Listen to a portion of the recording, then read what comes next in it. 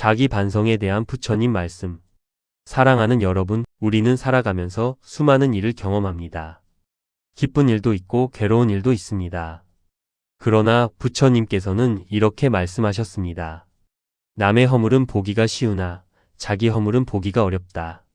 이 말씀은 우리가 얼마나 쉽게 남을 판단하면서도 정작 자신의 마음은 돌아보지 않는지를 일깨워 줍니다. 1. 자기 반성의 시작. 나를 보는 눈. 사람은 보통 바깥을 향해 시선을 둡니다. 누가 잘했고 누가 잘못했는지, 세상이 어떻게 돌아가는지에 집중합니다. 그러나 수행은 바깥이 아니라 안으로 향하는 것입니다. 내가 왜 화가 났는가? 내가 왜 그 말을 했는가? 내 마음은 지금 어떤 상태인가? 이렇게 스스로에게 묻는 것이 바로 자기 반성의 시작입니다. 부처님께서는 자신을 이기는 자가 가장 위대한 승리자라고 하셨습니다. 세상을 이기려 하지 말고 먼저 자신의 마음을 이해하고 다스리는 것이 중요합니다. 2. 마음은 모든 것의 근본이다. 부처님의 가르침 가운데 가장 핵심적인 말씀 중 하나가 있습니다. 모든 것은 마음에서 비롯된다.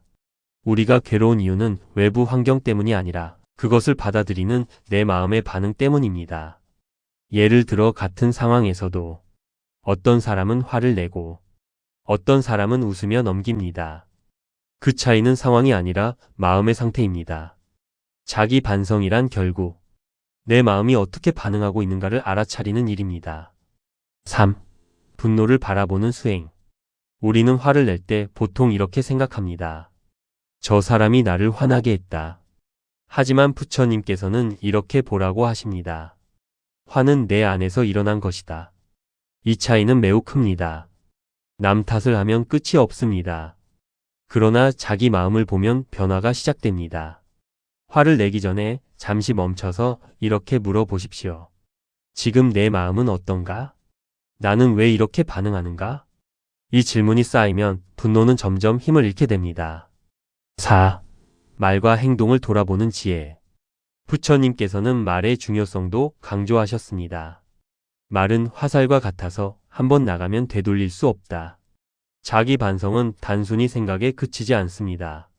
내가 한 말과 행동을 돌아보는 것까지 포함합니다. 하루를 마치며 조용히 생각해 보십시오. 오늘 나는 누군가에게 상처 주는 말을 하지 않았는가?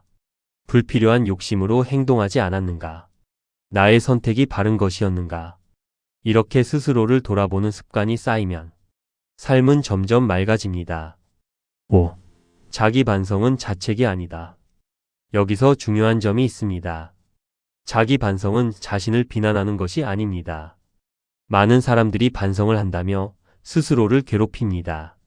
나는 왜 이럴까? 나는 부족한 사람이다. 그러나 부처님의 가르침은 다릅니다. 반성은 깨달음이지 처벌이 아닙니다. 자신을 있는 그대로 바라보고 그저 알아차리는 것이 중요합니다. 그 순간 이미 변화는 시작됩니다. 6. 지금 이 순간을 알아차리기. 부처님 수행의 핵심은 지금 이 순간입니다. 과거를 후회하거나 미래를 걱정하는 대신 지금 내 마음을 알아차리는 것, 숨을 쉬는 것을 느끼고 감정을 있는 그대로 보고 판단하지 않고 지켜보는 것. 이것이 바로 마음챙김 정념입니다. 자기 반성은 과거를 분석하는 것이 아니라 지금의 나를 분명히 보는 것입니다. 7. 작은 실천이 큰 변화를 만든다. 여러분, 자기 반성은 거창한 것이 아닙니다. 하루에 단 몇 분이라도 충분합니다.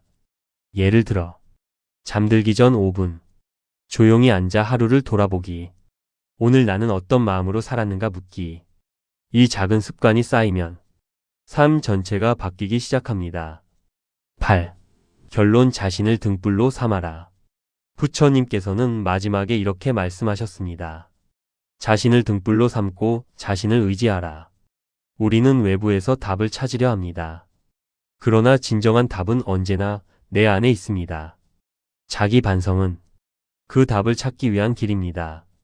남을 바꾸려 하지 말고 세상을 탓하지 말고 먼저 자신의 마음을 밝히십시오. 그렇게 할 때 여러분의 삶은 점점 평온해지고 지혜로워질 것입니다. 감사합니다. 그 누구보다 소중한 당신의 오늘 하루를 제가 함께 응원하겠습니다. 구독, 좋아요, 알림 설정은 저에게 큰 힘이 됩니다. 끝까지 함께 해주셔서 감사드립니다.